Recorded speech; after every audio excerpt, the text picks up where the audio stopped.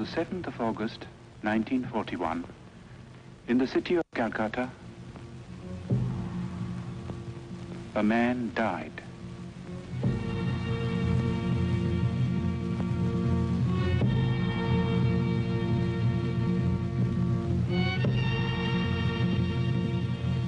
His mortal remains perished, but he left behind him a heritage which no fire could consume.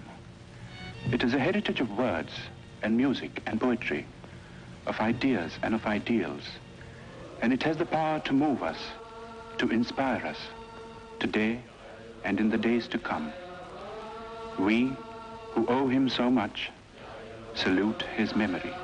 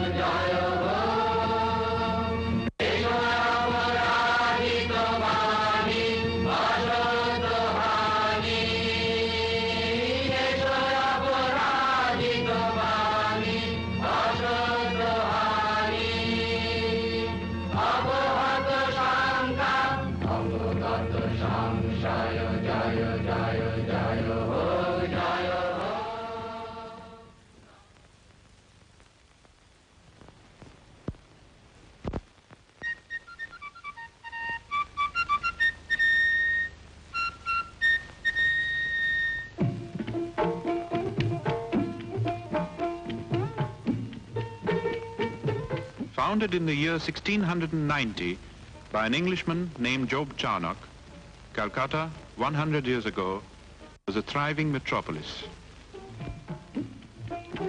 Queen Victoria was proclaimed Empress of India in 1877.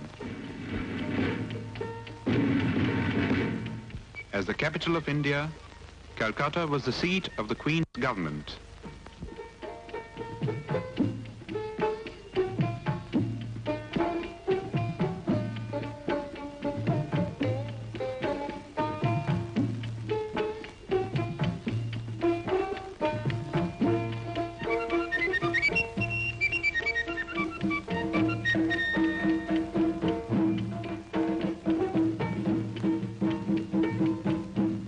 In the northern part of the sprawling city, in the area known as Jorashako in Chitpur, was the family residence of the Tagores.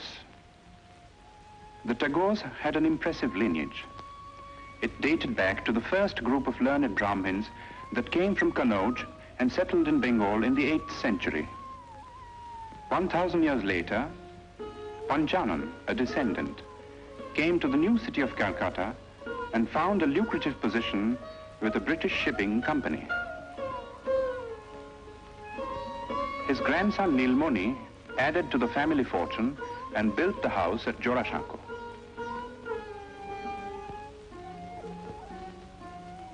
The peak was reached with Nilmoni's grandson, one of the most brilliant and colorful figures of the 19th century. Rabindranath Tagore combined cultured sophistication with a largeness of heart and a rare degree of business acumen. Coal, sugar, indigo, exports, banking, newspaper. There was no end to his enterprises, and he succeeded in all.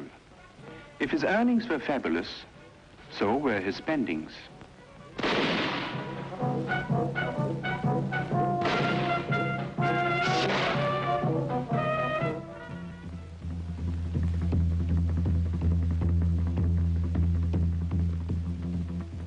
Although a Hindu and a Vaishnava, Rabindranath defied the ban of Brahmin orthodoxy and twice went to England.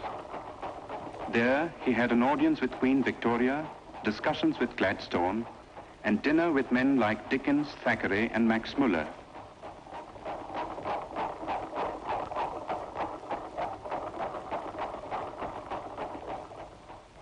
Shortly before his death in England, Rabindranath had written to his eldest son in Calcutta, reproving him for neglecting the family's business affairs.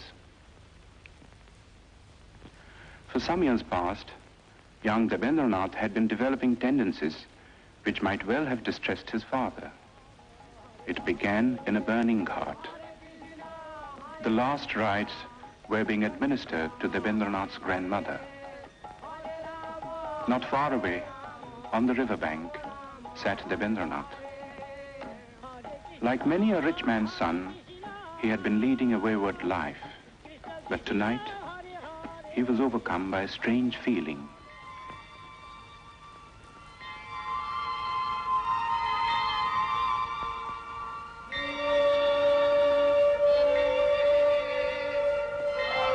Worldly possessions seemed to lose their meaning for him. This led to a period of profound disquiet, followed by a ceaseless quest for the meaning of existence in the great source books of the East and West. He read the materialist philosophers of modern Europe, Locke, Hume, Bentham, and others, whose ideas were so much in vogue among the students of the time. Then he learned Sanskrit and read the Mahabharata. But peace of mind would not come until one day he chanced upon a torn page of a Sanskrit book. There was a sloka in it which said, "God is supreme and all-pervading. Enjoy by renunciation. Covet not another's wealth." This was a page of the Ishopanishad, edited by Raja Ram Mohan Rai. Ram Mohan had been a close friend of Dwarkanath's. As a boy, Rabindranath had a deep and silent admiration for the man.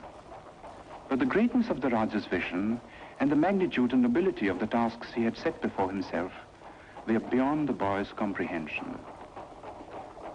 Ram Mohan lived in times when India's spiritual heritage was being submerged in ritual and superstition.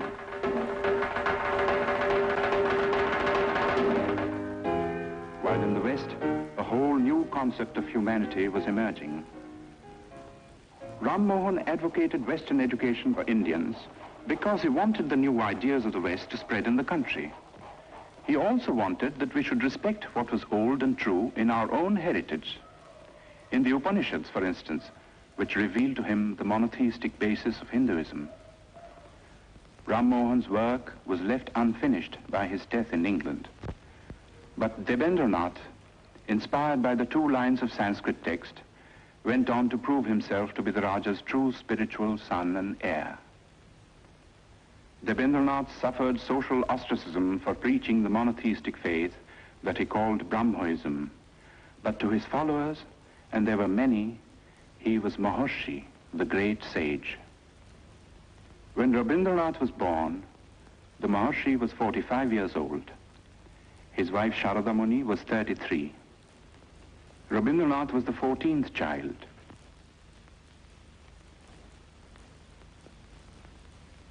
The eldest was Dijendranath, poet, philosopher, mathematician. Second son Satyendranath translated the Gita and Meghdut in Bengali verse and became the first Indian member of the Indian civil service. The 5th son Jyotirindranath was a born musician, translated Molière and Sanskrit dramas into Bengali, and wrote and staged some of the most popular Bengali plays of his time. Among the daughters was Swarna Kumari, the first woman novelist and the first woman to edit a journal in India. Indeed, it was a household which hummed with artistic activity.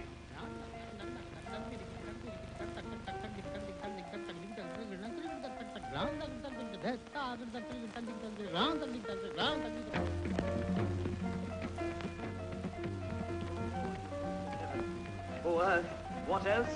And shall I couple hell? Oh, fie, hold my heart. And you, my sinews, grow not instant old, but bear me stiffly up. Remember thee? For Roby, the time hadn't yet come to participate in the activities of the elders. Going out in the street was forbidden too, and this was indeed a pity, for nothing seemed more fascinating to the boy than the world outside.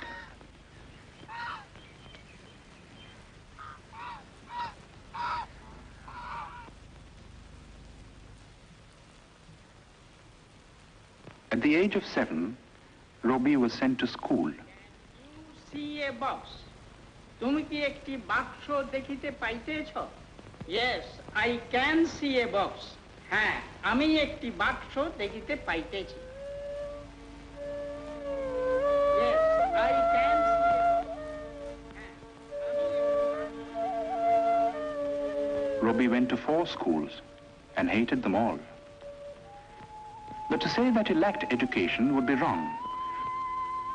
For his third brother Rabindranath saw to his studies at home, and it was all done by the clock.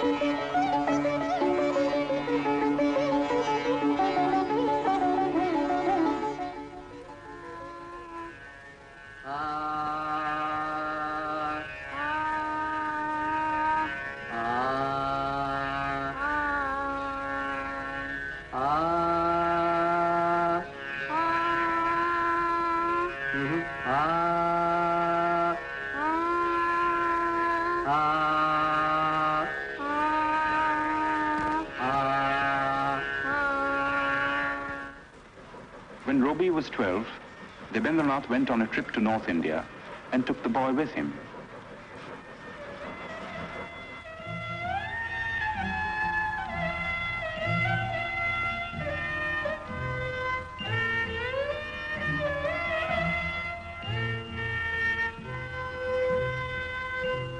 The last stop on a long tour was the rest house on Bakrota, the highest hill in the hill station of Dalhousie in the Punjab.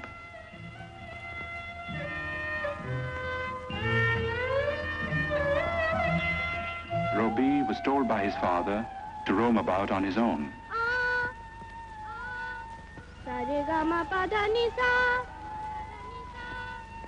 He was also taught to rise before the sun.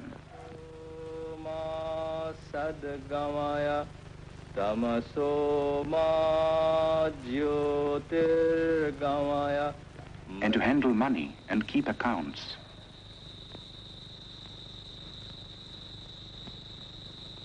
The days often ended with the boy singing devotional songs to his father.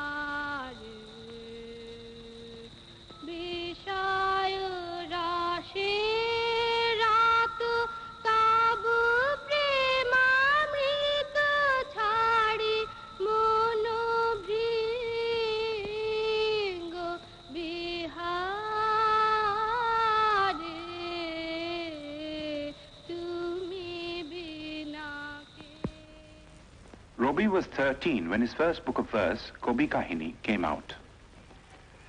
When Robbie was 16, Rabindranath brought out a literary magazine called Bharati, and Robbie found an admirable platform for his literary activities. The essays included pieces on European poets like Dante and Petrarch, whose acquaintance Robbie had made in Ahmedabad, in the library of his elder brother, Satyendranath. Satyendranath's wife, Ganadhanandini, who was staying in England with her 2 children, was a remarkable woman who had been persuaded by her husband to come out of orthodox seclusion.